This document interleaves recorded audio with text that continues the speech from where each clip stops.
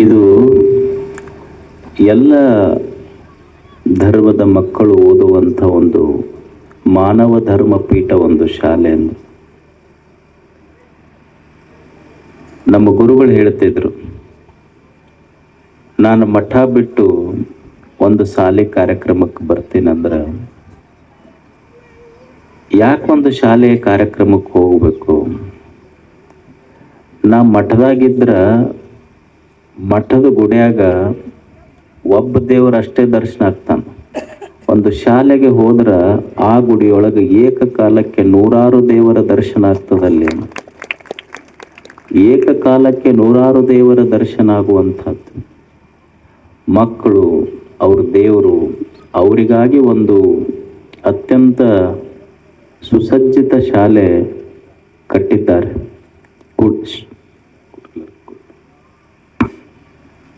ನಿಮ್ಮ ರೋಣಿಹಾಳದಲ್ಲಿ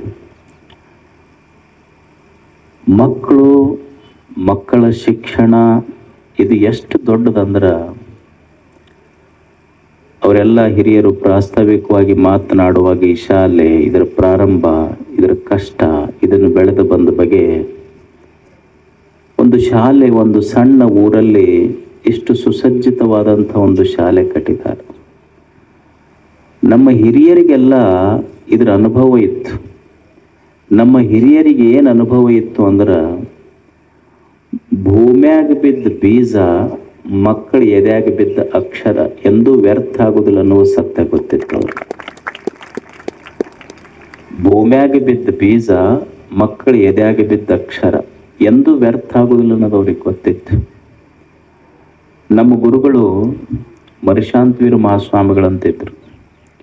ಅವರು ಕಾಶಿಯೊಳಗೆ 16 ವರ್ಷ ಯೋಗ, ಸಂಸ್ಕೃತ, ತರ್ಕ, ಆಯುರ್ವೇದ ಓದಿ ಕೊಪ್ಪಳ ಮಠಕ್ಕೆ ಬಂದರು. ಅವಾಗ ಜಸ್ಟ್ ಆಗತಾನೆ ಸ್ವಾತಂತ್ರ್ಯ ಸಿಕ್ಕಿತ್ತು. ಏನಾಗಿತ್ತು ಅಂದ್ರೆ, ಕೊಪ್ಪಳ ಅಲ್ಲೆಲ್ಲ ಸುತ್ತಮುತ್ತ ಶಾಲೆ ಇರಲಿಲ್ಲ ಮಕ್ಕಳಿಗೆ ಓದಲಿಕ್ಕೆ. ನಮ್ಮ ಗುರುಗಳು ಅಂದಂತೆ, ನಾನು ಒಬ್ಬ ಓದಿ ಪಂಡಿತ ಆದೆ, ನನ್ನ ಮಠದ ಸುತ್ತ ಮಕ್ಕಳೆಲ್ಲ ನಿರಕ್ಷರಿಗಳಾದ್ರಲ್ಲ ಅಂತ. ಅವರೊಂದು ಫ್ರೀ ಶಾಲೆ, ಒಂದು ಫ್ರೀ ಬೋರ್ಡಿಂಗ್ ಹಾಸ್ಟೆಲ್ ಶುರು ಮಾಡೋದು ಅಂದ್ರೆ ಮಕ್ಕಳ ಮೇಲೆ ಎಷ್ಟು ಪ್ರೇಮ ಅಂದ್ರೆ, ಒಬ್ಬ ಶಿಕ್ಷಣ ತಜ್ಞನಿಗೆ ಶಿಕ್ಷಣದ ಒಂದು ಮಹತ್ವ ಎಷ್ಟು ಇರ್ತದೆ.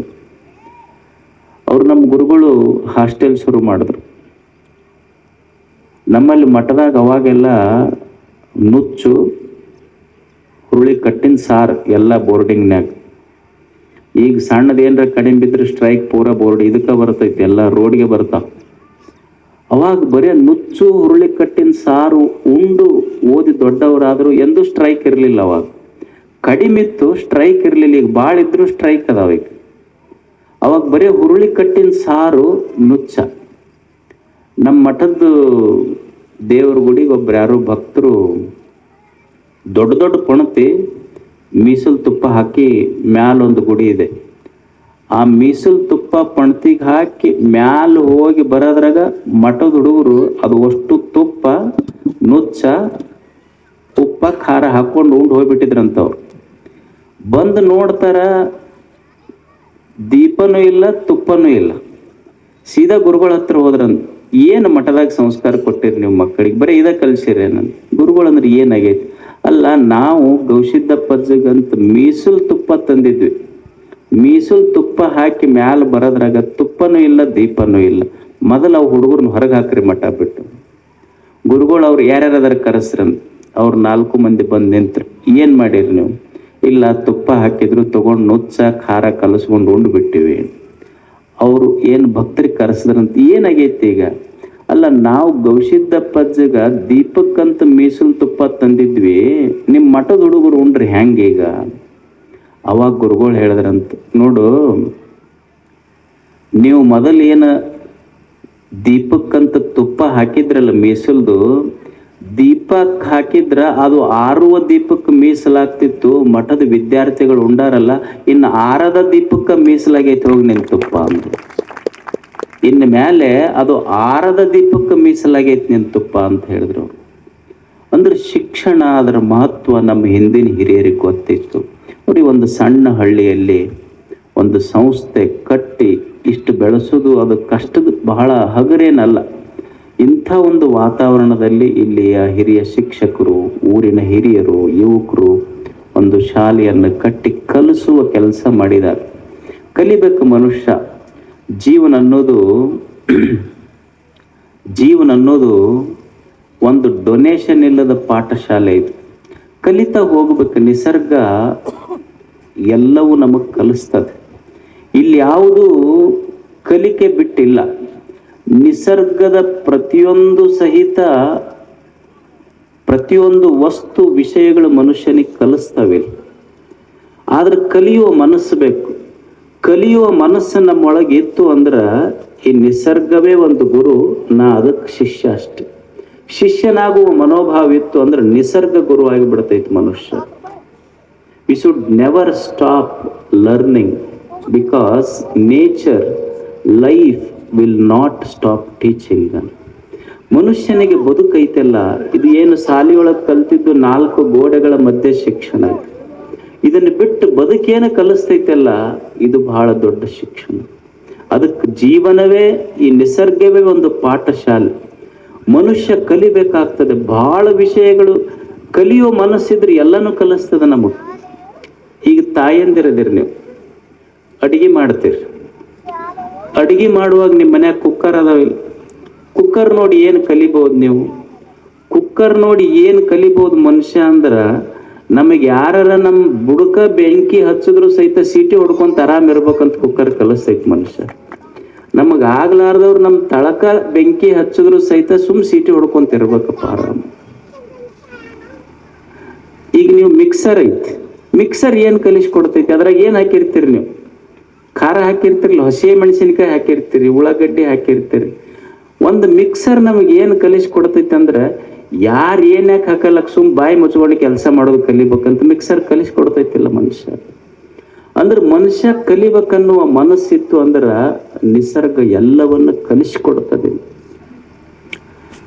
ಅಪ್ಪಗಳು ಹೇಳಿದ್ರಲ್ಲ ಸಾಣೆ ಗುರೂಜಿಯವ್ರ ಬಗ್ಗೆ, ಹಾಗೇನೆ ಬಾಲ ಗಂಗಾಧರನಾಥ್ ತಿಲಕ್ ಅಂತಿದ್ರು. ಬಾಲ ಗಂಗಾಧರನಾಥ್ ತಿಲಕರು ಸಣ್ಣವ್ರು ಇದ್ದಾಗ ಅವರು ಶಾಲೆಗೆ ಹೋಗಿದ್ರು. ಶಾಲೆಗೆ ಹೋದಾಗ ಅವ್ರ ಸ್ನೇಹಿತರು ಏನು ಮಾಡಿದ್ರು ಅಂದ್ರೆ, ಶೇಂಗಾ ತಿಂದ್ರು. ಶೇಂಗಾ ತಿಂದು ಸೊಟ್ಟಿ ಊರ್ ಮುಂದೆ ಹೋಗಿದ್ರು. ಶೇಂಗಾ ತಿಂದವ್ರು ಅವರು ಸೊಟ್ಟಿ ಒಗದಿದ್ದು ಇವ್ರ ಮುಂದೆ. ಅವ್ರು ಸರ್ ಬಂದ ಕೂಡ್ಲೇನೆ ಸೀದಾ ಇವನ್ನ, ಅವಾಗೆಲ್ಲ ಹೆಂಗೆ ಚಡಿ ಚಮ್ ವಿದ್ಯಾ ಗಮ್ ಅಂತಿದ್ರಿಲ್ಲ ನೀವು, ಅವ್ರು ಸೀದಾ ಬಹಳ ಅದು ಇದು ತಗೊಂಡು ಬಡಗಿ ತಗೊಂಡು 4 ಹಾಕಿ ಮನೆಗೆ ಕಳಿಸ್ಬಿಟ್ರು. ಇವ 4ಕ್ಕೆ ಬಂದ್ 5ಕ್ಕೆ ಬರೋ ಮಗ ಮಧ್ಯಾಹ್ನ 2ಕ್ಕೆ ಬಂದಲ್ಲ ಅಪ್ಪ. ಅವರಪ್ಪ ಗಂಗಾಧರನಾಥ್ ತಿಲಕ್, ಬಾಲ ಗಂಗಾಧರನಾಥ ತಿಲಕ್ ಮಗ, ಅವರಪ್ಪ ಗಂಗಾಧರ ತಿಲಕ್. ಅವ್ರಿಗೆ ಅನಿಸ್ತು ಮಗ ಯಾಕೆ ಮಧ್ಯಾಹ್ನ ಬಂದಾನ? ಇಲ್ಲ ಸರ್ ಹೊರಗೆ ಹಾಕ್ಯಾರ. ನಡಿ ಹೆಂಗಾದ್ರಂತ ಕೈ ಹಿಡ್ಕೊಂಡು ಸೀದಾ ಸಾಲಿಗೆ ಕರ್ಕೊಂಬಂದ್ರ ಅವ್ರ ಅಪ್ಪ. ಕರ್ಕೊಂಬಂದ ಕೂಡಲೇ ಯಾಕ್ರಿ ಸರ್ ನನ್ನ ಮಗನ ಯಾಕೆ ಹೊರಗೆ ಹಾಕಿರಿ? ಇಲ್ಲ, ಅಲ್ಲಿ ಯಾರೋ ಶೇಂಗಾ ತಿಂದಿದ್ರು, ಸೊಟ್ಟಿ ಹಾಕಿ ನಿಮ್ಮ ಮಗ ಶೇಂಗಾ ತಿಂದು ಸೊಟ್ಟಿ ಮುಂದಿದ್ದು. ಅವ ಮಗ ಹೇಳ್ದು, ಇಲ್ಲಪ್ಪ ನಾ ತಿಂದಿಲ್ಲ, ನಾನು ಶೇಂಗಾ ತಿಂದಿಲ್ಲ, ಯಾರೋ ಸ್ನೇಹಿತರು ತಿಂದು ನನ್ನ ಮುಂದೆ ಹೋಗದಾರ ಸೊಟ್ಟಿ. ಅವಾಗ ಆಯ್ತು ಬಿಡು ಅಂಥೇಳಿ ಮಾಸ್ತರ್ ಏನು ಮಾಡಿದ್ರು, ಆಯ್ತು ಬಿಡ್ರಿ ಸರಿ ಆಯ್ತು ಅಂಥೇಳಿ ಹೋಗು ಸ್ಕೂಲ್ನಾಗ ಕ್ಲಾಸ್ನಾಗ ಹೋಗಂತ ಕಳಿಸಿದ್ರು. ಕಳ್ಸಾಕತ್ತಿದ್ರು. ಅವು ಮಾಸ್ತರ್ ಕೈಯನ್ನು ಬಡಿಗಿತ್ತಲ್ಲ, ಅದನ್ನ ಅವ್ರ ಅಪ್ಪ ತಗೊಂಡು ಮಗನಿಗೆ ಹೊಡ್ಯಾಕತ್ರು. ಅವ್ರು ಸರ್ ಅಂದ್ರು, ಅಲ್ಲ ನಾನಾ ಶಾಲ್ಯಾಗ ಕ್ಲಾಸ್ನಾಗ ಹೋಗಂತೀನಿ, ನೀವ್ಯಾಕೆ ಹೊಡ್ಯಾಕತ್ತೀರಿ ಅವನಿಗೆ? ಇಲ್ಲ ಸರ್, ನನಗೆ ಗೊತ್ತೈತಿ ನನ್ನ ಮಗ ಶೇಂಗಾ ತಿಂದಿಲ್ಲ, ಸೊಟ್ಟಿ ಒಗದಿಲ್ಲ ಅನ್ನೋದು ನನಗೆ ಪಕ್ಕ ಖಾತ್ರಿ ಐತಿ. ಅಲ್ಲ ನೀವು ಪಕ್ಕ ನಿಮಗೆ ಖಾತ್ರಿ ಐತಿ, ನಾನು ಕ್ಲಾಸ್ನಾಗ ಹೋಗಂದೀನಿ, ಮತ್ತೆ ಯಾಕೆ ಹೊಡ್ಯಾಕತ್ತೀರಿ ಅವನಿಗೆ? ಅಲ್ಲ ನಾ ಯಾಕೆ ಹೊಡ್ಯಾಕತ್ತೀನಂದ್ರೆ ನನ್ನ ಮಗನ ಬಗ್ಗೆ ನನಗೆ ವಿಶ್ವಾಸ ಐತಿ. ನನ್ನ ಮಗ ಶೇಂಗಾ ತಿಂದು ಸೊಟ್ಟಿ ಒಗದಿಲ್ಲ ಅಂತ ಗೊತ್ತೈತಿ. ನಾ ಯಾಕೆ ಅವನಿಗೆ ಬಡಗಿ ತೊಗೊಂಡು ಹೊಡ್ಯಾಕತ್ತೀನಂದ್ರ, ಶೇಂಗಾ ತಿಂದು ಸೊಟ್ಟಿ ಯಾರ್ಯಾಕೆ ಒಗ್ಯಾಲಕ್ಕ ಸಾಲಿ ನಮ್ಮೂರ್ದಲ್ಲ, ಇವ ತೆಗಿಬೇಕಾಗಿತ್ತು, ತೆಗ್ದಿಲ್ಲ ಯಾಕಂತ ಇವನಿಗೆ ಹೊಡ್ಯಾಕತ್ತೀನಿ ನಾನು. ತಿಂದು ಸೊಟ್ಟಿ ಯಾರ್ಯಾಕೆ ಒಗ್ಯಾಲಕ್ಕ, ಸಾಲಿ ನಮ್ಮೂರ್ದಲ್ಲ, ಇವ ತೆಗಿಬೇಕಾಗಿತ್ತು. ಅವಾಗ ಬರೇ ಸೊಟ್ಟಿ ತಿಂದು ಹೋಗಿದ್ರೆ ಅವ್ರ ಅಪ್ಪ ಬಡ್ದು ನಾವು ಎಲ್ಲ ಊರ್ ತಿಪ್ಪಿ ತಂದನ ಸಾಲಿ ಮುಂದೆ ಹಾಕಿದ್ರು ಯಾರೋ ಒಬ್ಬರು ಬಾಯಿ ತೆಗಿಯಂಗಿಲ್ಲ ನಾವು. ಅಂದ್ರೆ ಕಾಲ ಬದಲಾಗೈತಿ, ಶಿಕ್ಷಣ ಎಷ್ಟು ದೊಡ್ಡದಿತ್ತು, ಅದರ ಮಹತ್ವ ಎಷ್ಟಿತ್ತು. ಹಿಂದೆ ಕಲಿಸ್ಲಿಲ್ಲೇನು? ಕಲಿಯುವಿಕೆ ಎಷ್ಟು ದೊಡ್ಡದಿತ್ತು. ಅವಾಗೆಲ್ಲ ಉಪನಿಷತ್ತಿನ ಋಷಿಗಳು ಅಲ್ಲಿ ಯಾವ ಶ್ರೀಮಂತ, ಬಡವ, ಇವ ರಾಜನ ಮಗ, ಇವ ಪ್ರಜೆಯ ಮಗ ಅಂತ ಯಾವ ವ್ಯತ್ಯಾಸಗಳು ಇರಲಿಲ್ಲ. ಅಂಥ ಕಾಲದಲ್ಲಿ ಶಿಷ್ಯರಿಗೆಲ್ಲ ಕರೆದು, ಇಷ್ಟು ದಿವಸ ನೀವು ಕಾಡಿನೊಳಗೆ ಓದಿದ್ರಿ, ಇನ್ನೆಲ್ಲ ನಾಡಿಗೆ ನೀವೆಲ್ಲ ಹೋಗ್ತಿರಲ್ಲ, 4 ಮಾತುಗಳನ್ನು ಕೇಳ್ರಿ ಅಂತ ಗುರುಗಳು ಶಿಷ್ಯರಿಗೆ ಅತ್ಯಂತ ಪ್ರೀತಿಯಿಂದ 4 ಮಾತುಗಳನ್ನು ಕಲಿಸಿ ಊರಿಗೆ ಕಳಿಸ್ತಿದ್ರು. ಸತ್ಯಾನ್ನ ಪ್ರಮದಿತವ್ಯಂ, ಧರ್ಮಾನ್ನ ಪ್ರಮದಿತವ್ಯಂ, ಕುಶಲಾನ್ನ ಪ್ರಮದಿತವ್ಯಂ, ಸ್ವಾಧ್ಯಾಯ ಪ್ರವಚನಾಭ್ಯಾಂ ನ ಪ್ರಮದಿತವ್ಯಂ, ಭೂತೈ ನ ಪ್ರಮದಿತವ್ಯಂ. ಮಾತೃದೇವೋ ಭವ, ಪಿತೃದೇವೋ ಭವ, ಅತಿಥಿ ದೇವೋ ಭವ, ಆಚಾರ್ಯ ದೇವೋ ಭವ, ಯಾನ್ಯನವದ್ಯಾನಿ ಕರ್ಮಾಣಿ ತಾನಿ ಸೇವಿತವ್ಯಾನಿ ನೋ ಇತರಾಣಿ. ಏನು ಗುರು ಹೃದಯ ತುಂಬಿ ಮಕ್ಕಳಿಗೆ ಕಲಿಸಬೇಕನ್ನುವಂಥ ಅವನ ಹೃದಯ ಎಷ್ಟು ದೊಡ್ಡದು. ಸತ್ಯಾನ್ನ ಪ್ರಮದಿತವ್ಯಂ. ಸತ್ಯ ಅಂದ್ರೆ ಯಾವುದು ಸದಾ ಇದೆಯೋ ಅದು ಸತ್ಯ ಅಷ್ಟೆ. ಯಾವುದು ಇದೆ? ಈಗ ನಾವು ಒಂದು ಸಣ್ಣ ಗಾಡಿ ತಗೊಂಡು ಹೋಗುವಾಗ ಒಂದು 10 ಕಿಲೋಮೀಟರ್ ಹೋಗೋದ್ರಾಗ ಆಕ್ಸಿಡೆಂಟ್ ಆಗಿ ಬೀಳ್ತಾವ ನಮ್ಮ ಗಾಡಿ. ಇಲ್ಲ ಎಮ್ಮೆರೆ ಅಡ್ಡ ಬಂದಿರ್ತೈತಿ, ಇಲ್ಲ ಹಂದೆರೆ ಅಡ್ಡ ಬಂದಿರ್ತೈತಿ, ಇಲ್ಲ ನಾವರ ಏನಾರ ಹಾಕೊಂಡು ಹೊಡಿತಿರ್ತೀವಿ, ಏನಾಗಿ ನಮ್ಮ ಗಾಡಿ ಬೀಳ್ತೈತಿ. ಸುಮ್ಮನೆ ಆಶ್ಚರ್ಯ ವಿಚಾರ ಮಾಡ್ರಿ, ನಮ್ದೊಂದು 10 ಕಿಲೋಮೀಟರ್ ಹೋಗೋದ್ರೊಳಗೆ ನಮ್ಮ ಗಾಡಿ ಬಿದ್ದು ಆಕ್ಸಿಡೆಂಟ್ ಆಗ್ತಾವ. ಇಷ್ಟು ಆಕಾಶದಲ್ಲಿ ಸೂರ್ಯ, ಚಂದ್ರ, ನಕ್ಷತ್ರ, ಸಾವಿರಾರು ಗ್ರಹಗಳ ತಿರ್ಗಾಕತ್ತಾವಲ್ಲ, ಇದನ್ನೊಟ್ಟ ಆಕ್ಸಿಡೆಂಟ್ ಆಗ್ಲಾರ್ದಂಗೆ ನಡ್ಸಕತ್ತವ ಯಾರಿರಬಹುದು ಅಂತ? ಯಾರು ನಡ್ಸಕತ್ತಾನ ಇದನ್ನ?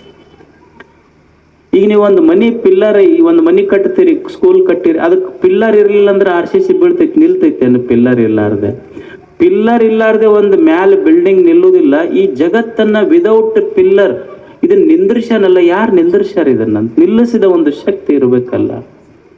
ಈಗ ತಾಯಿ ಅದಾಳ, ತಾಯಿಗೆ ನೀವು ಎದಿ ಕೊಯ್ರಿ, ಏನೋ ಆಪರೇಷನ್ ಮಾಡಕ್ ಹೋಗಿ ಡಾಕ್ಟ್ರು ಏನೋ ಎದ್ರ ಸಲುವಾಗಿ ಎದಿ ಕೊಯ್ದ್ರೆ ಎದ್ಯಾಗಿಂದ ಏನು ಬರ್ತೈತಿ?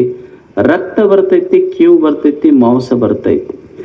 ತಾಯಿಯ ಎದಿ ಕೊಯ್ದ್ರ ರಕ್ತ, ಕೀವು, ಮಾಂಸ ಬರ್ತೈತಿ. ಆದ್ರೆ ಇದೇ ರಕ್ತ, ಕೀವು, ಮಾಂಸದ ಮಧ್ಯದೊಳಗ ಮಧುರವಾದ ಅಮೃತದ ಹಾಲಿಟ್ಟು ಕಳಿಸನಲ್ಲ. ಯಾರು ಕಳಿಸಿರಬಹುದು ಈ ಜಗತ್ತಿಗೆ? ಆ ಕಳಿಸಿದ ಶಕ್ತಿ ಐತಲ್ಲ, ಯಾವುದಿರಬಹುದು?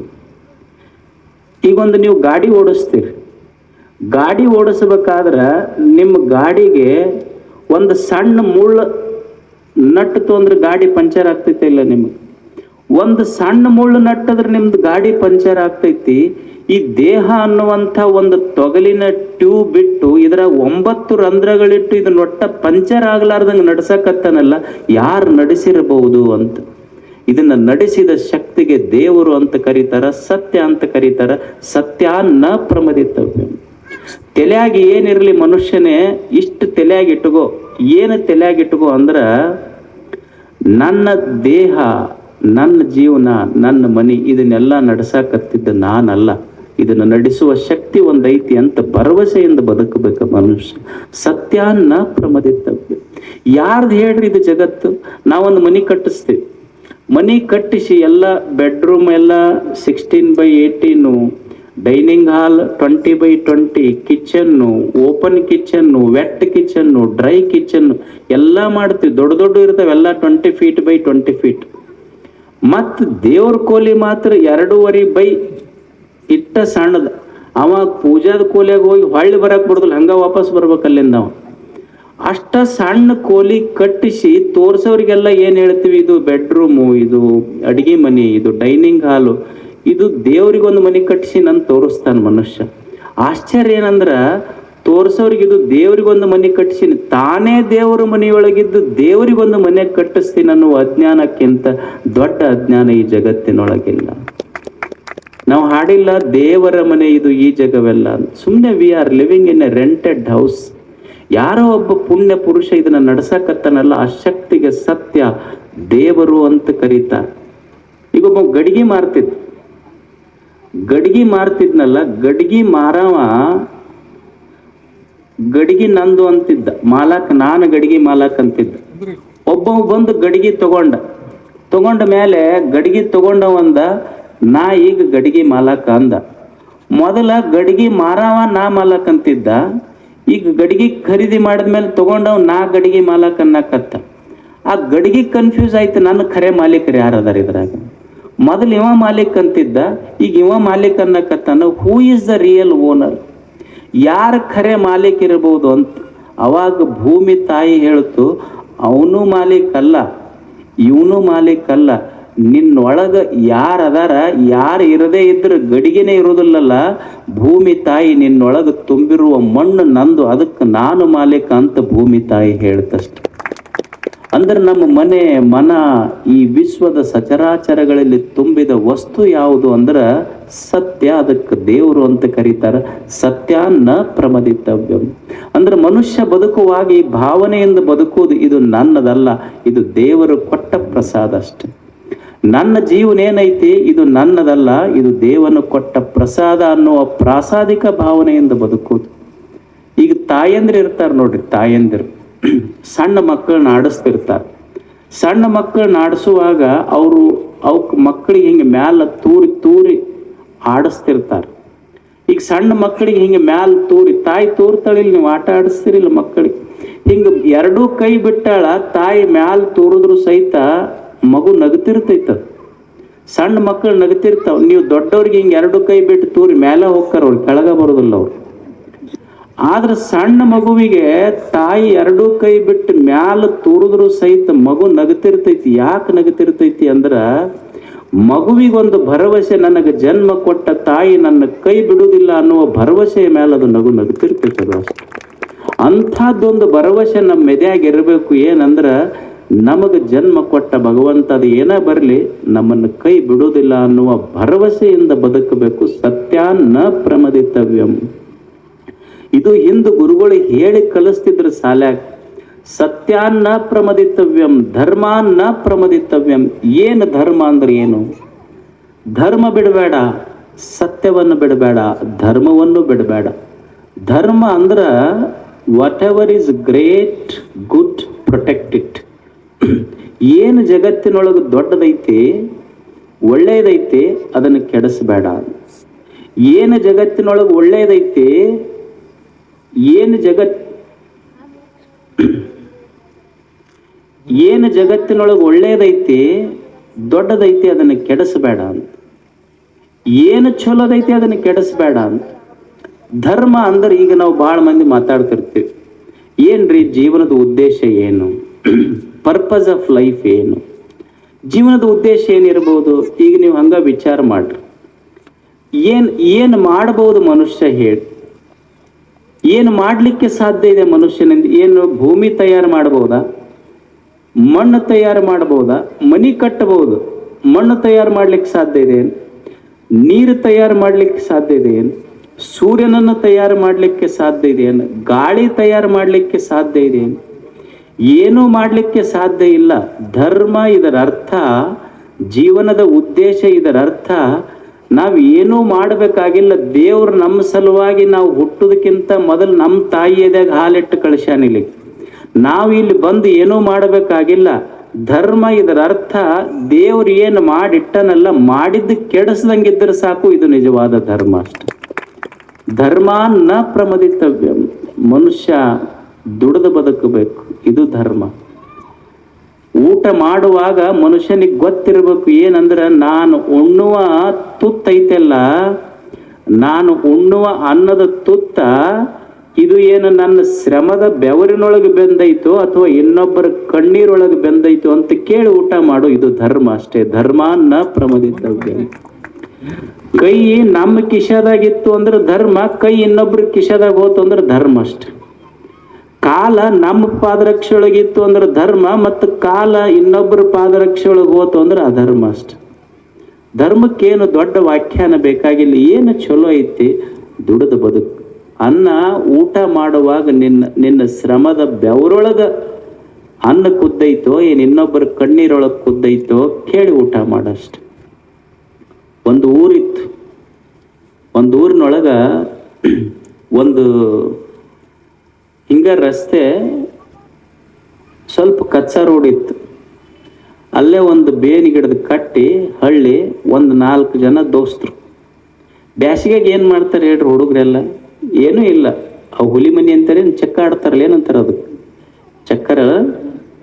ಚಕ್ಕ ಆಡ್ಕೊಂತ ಹುಲಿ ಮನಿ ಆಡ್ಕೊಂತ 4 ಮಂದಿ ಕುಂತಿದ್ರು.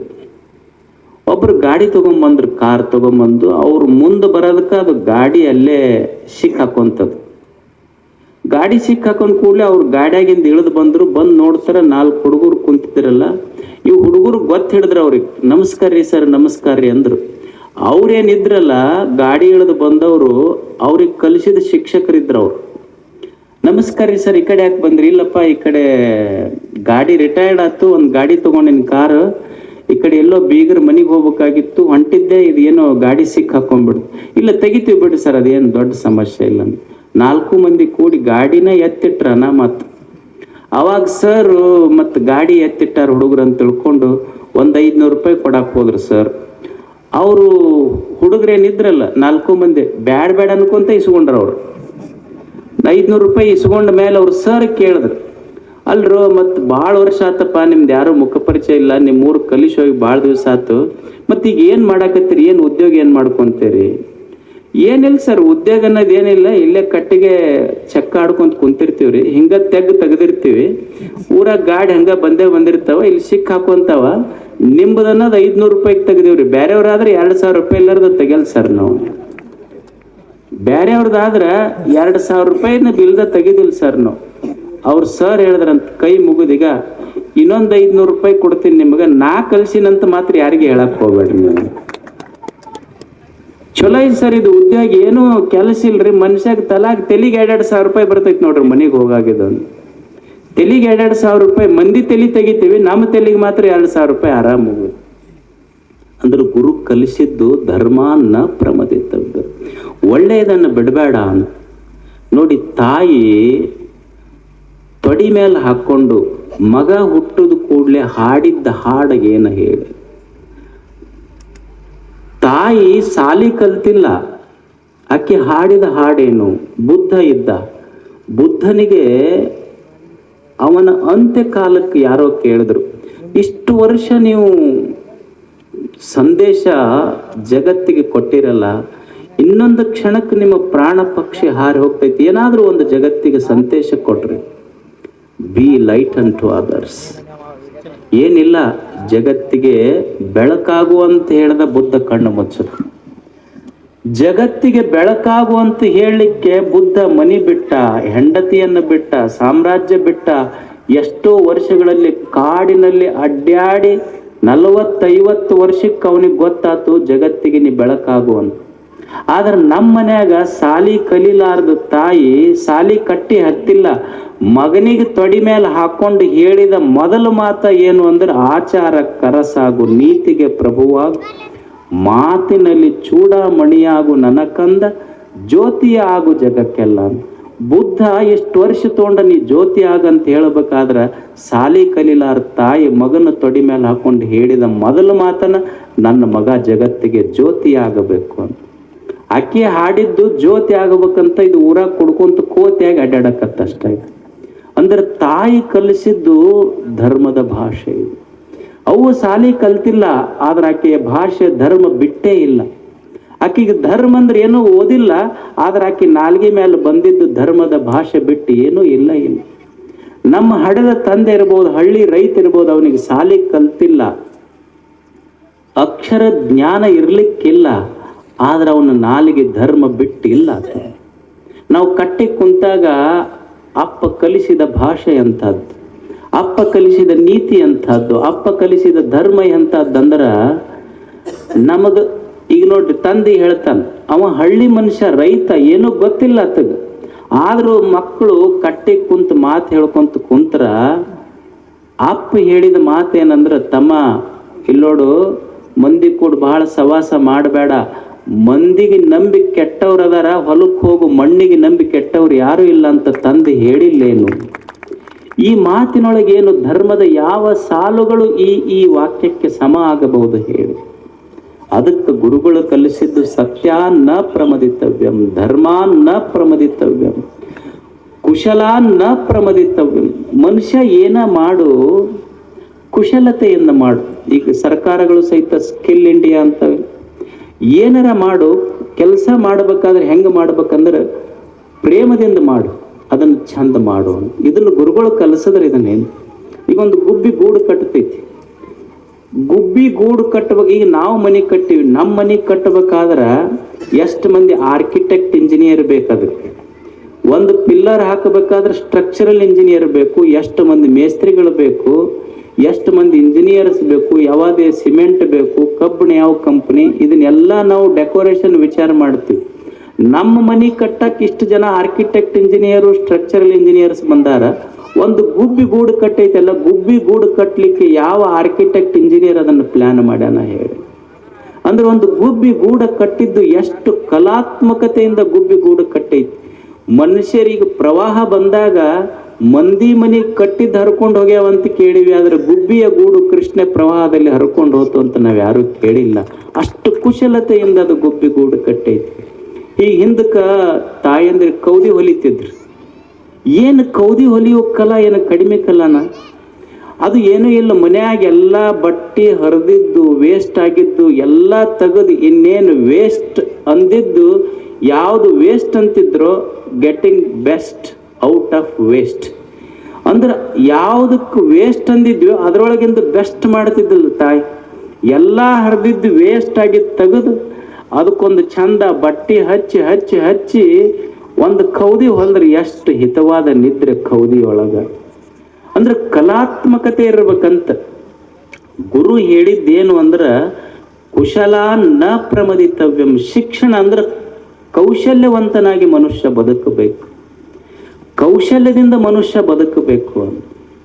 ಏನ ಕೆಲಸ ಮಾಡಿ ಕುಶಲತೆ, ಇದರ ಅರ್ಥ ಏನ ಕೆಲಸ ಮಾಡು ಪ್ರೇಮದಿಂದ ಮಾಡು ಮತ್ತು ಚಂದ ಮಾಡು ಅಂತ. ಏನಾರ ಕೆಲಸ ಮಾಡು ಚಂದ ಮಾಡು. ನೀ ಊಟ ಮಾಡ್ತಿದ್ರು ಚಂದ ಮಾಡು, ಮುಂಗೈ ಮಠ ಸೋರಿಸುವಂತ ಕುಂದ್ರಬೇಡ. ಅದನ್ನು ಊಟ ಮಾಡ್ತೀಯ ಚಂದ ಮಾಡು, ಊಟಕ್ಕೆ ನೀಡ್ತಿದ್ರು ಚಂದ ನೀಡ್ಬೇಕು. ದೋತ್ರ ಹಾಕುವಂತೀಯ ಚಂದಗೆ ಹಾಕೋಬೇಕು, ಅಂಗಿ ಹಾಕೊಂತೀಯ ಚಂದಗೆ ಹಾಕೋಬೇಕು, ಟೊಪ್ಪಿಗೆ ಹಾಕೊಂತೀಯ ಚಂದಗೆ ಹಾಕೋಬೇಕು. ಇನ್ನೊಬ್ಬರಿಗೆ ಟೊಪ್ಪಿಗೆ ಹಾಕೋದಿದ್ರು ಚಂದ ಹಾಕೋಬೇಕಷ್ಟ. ಏನ ಮಾಡ್ತಿ ಚಂದ ಮಾಡಷ್ಟ. ಏನು ಚಂದ ಮಾಡ್ತೀಯಲ್ಲ ಅದಕ್ಕೆ ಕೌಶಲ್ಯ ಅಂತ ಕರೆದ್ರೆ ಅದಕ್ಕೆ ಕುಶಲ ನ ಪ್ರಮದಿತವ್ಯಂ, ಸತ್ಯಾನ್ನ ಪ್ರಮದಿತವ್ಯಂ, ಧರ್ಮಾನ್ನ ಪ್ರಮದಿತವ್ಯಂ, ಕುಶಲಾನ್ನ ಪ್ರಮದಿತವ್ಯಂ, ಭೂತೈನ ಪ್ರಮದಿತವ್ಯಂ. ಭೂತಗಳು ಅಂದ್ರೆ ಮಣ್ಣ, ನೀರ, ಗಾಳಿ, ಬೆಳಕ. ಇದೇನು ದೇವರು ಕೊಟ್ಟಾನಲ್ಲ ಇದನ್ನು ಕೆಡಿಸಬೇಡ ಅಂತ. ಮಣ್ಣು ಕೆಡಿಸಬೇಡ, ನೀರು ಕೆಡಿಸಬೇಡ, ಗಾಳಿ ಕೆಡಿಸಬೇಡ, ಬದುಕು ಕೆಡಿಸಬೇಡ. ಮನುಷ್ಯನ ದೇಹ ಕೊಟ್ಟಾನ ದೇವರು, ಇದನ್ನು ಕೆಡಿಸಬೇಡ. ಅದಕ್ಕೆ ಗುರು ಕಲಿಸಿದ ಪಾಠ ಇದು. ಇಲ್ಲಿ ಏನು ದೇವರು ಕೊಟ್ಟಾನ ಇದನ್ನು ಕೆಡಿಸಲಾರ್ದಂಗ ಬದುಕು. ಮಗ ಅಪ್ಪಗೆ ಒಂದು ಗ್ಲಾಸ್ ನೀರು ತಂದು ಕೊಟ್ಟನಂತ ಕುಡ್ಯಾಕ. ನೀರು ತಂದು ಕುಡ್ಯಾಗ ಅದು ಗ್ಲಾಸ್ ಒಡಿತು, ಒಡಿತು. ಬಿದ್ದ ತಕ್ಷಣ ಅಪ್ಪ ಮಗನಿಗೆ ಬೈಯಕತ್ತ, ನಿನಗೆ ಬುದ್ಧಿಲ್ಲ, ಈ ಕ್ಲಾಸಿನ ಕಿಮ್ಮತ್ತು ಎಷ್ಟೈತಿ ಗೊತ್ತೈತೆ? ನೀನು ಎಷ್ಟೈತೆ? 50 ರೂಪಾಯಿ ಇದ್ರು ಒಡೆದಲ್ಲಿ ನೀನು ವೇಸ್ಟ್ ಆತಿದ್ವು ಅಂತ.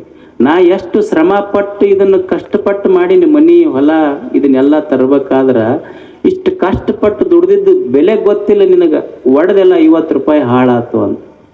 ಮಗ ಹೇಳ್ದೆ, ಯಪ್ಪ ನಂದು 50 ರೂಪಾಯಿ ಗ್ಲಾಸ್ ಒಡೆದೈತಲ್ಲ, ಇದು ಒಡೆದಿದ್ದು ನಿನ್ನ ಶ್ರಮ ವ್ಯರ್ಥ ಆತು ಖರೆ, ಇನ್ನೊಂದು ಗ್ಲಾಸ್ ಖರೀದಿ ಮಾಡಬಹುದು. ಮತ್ತು ದೇವ್ರು ನಿನಗೊಂದು ದೇಹ ಕೊಟ್ಟನಲ್ಲ, ದಿವಸ ಕುಡ್ದು ನೀ ಹಾಳು ಮಾಡ್ಕೊಳಕತ್ತಿಯಲ್ಲ, ಮತ್ತು ದೇವ್ರ ಶ್ರಮ ವ್ಯರ್ಥ ಆಗಿಲ್ಲ ಅಂತ ನಿನಗೆ ಗೊತ್ತಾಗ್ಲಿಲ್ಲನು. ಗ್ಲಾಸ್ ಒಡೆದ್ರು ತರಬಹುದು, ದೇಹನ ಒಡೆದು ಅಂತಂದ್ರೆ ಇನ್ನೊಂದು ತರಕಾಗತ್ತನ್ನು ಬುದ್ಧಿ ಎಲ್ಲಿಟ್ಟಿ ಅಂತ ಮಗ ಕೇಳ್ತಾನಪ್ಪ. ಇದು ಧರ್ಮ ಅಲ್ಲೇನು? ದೇಹ ಕೆಡಿಸಬೇಡ, ಮಣ್ಣು ಕೆಡಿಸಬೇಡ, ನೀರು ಕೆಡಿಸಬೇಡ, ಗಾಳಿ ಕೆಡಿಸಬೇಡ. ಇದನ್ನು ಕೆಡಿಸಲಾರದಂತೆ ಬದುಕುವುದು ಸಹಿತ ಒಂದು ಧರ್ಮವೇ. ಇದು ಶಿಕ್ಷಣ. ಸತ್ಯಾನ್ನ ಪ್ರಮದಿತವ್ಯಂ, ಧರ್ಮಾನ್ನ ಪ್ರಮದಿತವ್ಯಂ, ಕುಶಲಾನ್ನ ಪ್ರಮದಿತವ್ಯಂ, ಭೂತೈನ ಪ್ರಮದಿತವ್ಯಂ. ತಂದೆ, ತಾಯಿ, ದೇವರು, ಗುರುಗಳು, ಅತಿಥಿಗಳು ಇವರು ಯಾರನ್ನು ಸಹಿತ ಕಡೆಗಣಿಸಬೇಡ. ತಂದೆಯನ್ನು ಗೌರವಿಸು, ತಾಯಿಯನ್ನು ಗೌರವಿಸು. ಯಾಕೆ ತಂದೆ ತಾಯಿಗಳನ್ನು ಮನುಷ್ಯ ಗೌರವಿಸಬೇಕು? ಈಗ ತಾಯಿ ಇರ್ತಾಳ, ತಾಯಿ ಮನ್ಯಾಗ ಒಬ್ಬಕ್ಕನೇ ಇರ್ತಾಳ, ಯಾರೂ ಇಲ್ಲ. ಯಾರೂ ಇಲ್ಲದ ಮನೆಯಲ್ಲಿಯೂ ಸಹಿತ ತನ್ನ ಮಗನಿಗೆ ಹಾಲು ಕುಡಿಸ್ಬೇಕಾದ್ರೆ ಸೆರಗು ಹಚ್ಚಿ ಕುಡಿಸ್ತಾಳ. ಯಾಕಂದ್ರೆ ನನ್ನ ಹೊಟ್ಟೆಯಲ್ಲಿ ಹುಟ್ಟಿದ ಮಗನಿಗೆ ನನ್ನ ದೃಷ್ಟಿ ಆಗಬಾರ್ದು ಅನ್ನೋದು ತಾಯಿಯ ದೃಷ್ಟಿ, ವಿಶಾಲ ದೃಷ್ಟಿ. ಅಪ್ಪ ದೇವರ ದರ್ಶನಕ್ಕೆ ಹೋದ್ರ ಬಹಳ ಗದ್ದಲಿತ್ತಂದ್ರ ತನ್ನ ಹೆಗಲ ಮ್ಯಾಲ ಮಗನ ಕುಂದರ್ಸ್ಕೊಂಡು ತನಗ ಕಾಣದ ದೇವರನ್ನ ಮಗನಿಗೆ ತೋರಿಸ್ತಾನ ದೇವರು ಅಪ್ಪ. ಅಂದ್ರೆ ತನಗ ಕಾಣದ ದೇವರು ನನ್ನ ಮಗನಿಗೆ ಕಾಣಲಿ ಅನ್ನೋದು ತಂದೆಯ ವಿಶಾಲ ದೃಷ್ಟಿ. ಅದಕ್ಕೆ ಈ ಭೂಮಿಯ ಮೇಲಿನ 2 ಪವಿತ್ರ ಸ್ಥಳ ಯಾವುದಾದ್ರೂ ಇದ್ರೆ ಅದು ಅಮ್ಮನ ಮಡಿಲ, ಅಪ್ಪನ ಹೆಗಲ. ಇದಕ್ಕಿಂತ ದೊಡ್ಡ ಪವಿತ್ರ ಸ್ಥಳಗಳೇ ಭೂಮಿ ಮೇಲಿಲ್ಲ. ಅದಕ್ಕೆ ನಮ್ಮ ಹಿರಿಯ ಕಲಿಸಿದ್ದು ಮಾತೃದೇವೋಭವ, ಪಿತೃದೇವೋಭವ, ಆಚಾರ್ಯ ದೇವೋಭವ, ಅತಿಥಿ ದೇವೋಭವ. ಇನ್ನೆಲ್ಲರೂ ಅತಿಥಿಗಳೇ. ನಿಮಗೆ ನಾವು ಅತಿಥಿಗಳು, ನಮಗೆ ನೀವು ಅತಿಥಿಗಳು. ಧರ್ಮ ಅಂದ್ರೆ ನಿಮ್ಮನ್ನು ಕಂಡು ನಮಗೆ ಸಂತೋಷ ಆಗ್ತಿರ್ಬೇಕು, ನಮ್ಮನ್ನು ಕಂಡು ನಿಮಗೆ ಸಂತೋಷ ಆಗ್ತಿರ್ಬೇಕು. ಇದು ಧರ್ಮ, ಇದು ಅಷ್ಟೆ. ಅದಕ್ಕಿಂತ ಧರ್ಮದ ಕೆಲಸಗಳನ್ನು, ಪುಣ್ಯದ ಕೆಲಸಗಳನ್ನು ಮಾಡುವುದೇ ನಿಜವಾದ ಶಿಕ್ಷಣ ಅಂತ ಹಿರಿಯರು ಕಲಿಸಿಕೊಟ್ರಷ್ಟೆ. ಅದಕ್ಕೆ ಏನಾದರೂ ಮಾಡುವುದಿದ್ರೆ ಶಿಕ್ಷಣ, ಇದರ ಅರ್ಥ ಒಳ್ಳೆಯದನ್ನು ಕೇಳುವುದು, ಒಳ್ಳೆಯದನ್ನು ಹೇಳುವುದು, ಒಳ್ಳೆಯದನ್ನು ಕೇಳುವುದು, ಒಳ್ಳೆಯದನ್ನೇ ಮಾಡುವುದು. ಇದು ಶಿಕ್ಷಣ. ನಮಸ್ಕಾರ ನಮ್ಮವರೇ. ಜೀವನದಲ್ಲಿ ಎಷ್ಟೇ ಕಷ್ಟಗಳು ಬಂದರೂ ಎಲ್ಲರೂ ಕೈ ಬಿಟ್ಟರೂ ಭಗವಂತ ನಮ್ಮನ್ನು ಎಂದಿಗೂ ಕೈ ಬಿಡುವುದಿಲ್ಲ. ಒಂದು ಕಡೆ ಕನಕದಾಸರು ಹೇಳ್ತಾರೆ, ತಲ್ಲನಿಸಿದರು ಕಂಡ್ಯ ತಾಳು ಮನವೇ, ಎಲ್ಲರನ್ನು ಸಲಹುವನು ಇದಕ್ಕೆ ಸಂಶಯವಿಲ್ಲ. ಈ ಸಂದೇಶ ನಿಮಗೆ ಇಷ್ಟವಾದರೆ ನಮ್ಮ ವಿಡಿಯೋವನ್ನು ಲೈಕ್ ಮಾಡಿ ಹಾಗೂ ನಿಮ್ಮ ಸ್ನೇಹಿತರಿಗೆ ಶೇರ್ ಮಾಡಿ ಮತ್ತು ಇಂತಹ ಸ್ಫೂರ್ತಿದಾಯಕ ವಿಡಿಯೋವನ್ನು ಲೈಕ್ಗಾಗಿ ನಮ್ಮ ಚಾನಲನ್ನು ಸಬ್ಸ್ಕ್ರೈಬ್ ಮಾಡಿ. ಧನ್ಯವಾದಗಳು ನಮ್ಮವರೇ. ಮತ್ತೊಮ್ಮೆ ಭೇಟಿಯಾಗೋಣ. ಜೈ ಕನ್ನಡಿಗ, ಜೈ ಕರ್ನಾಟಕ.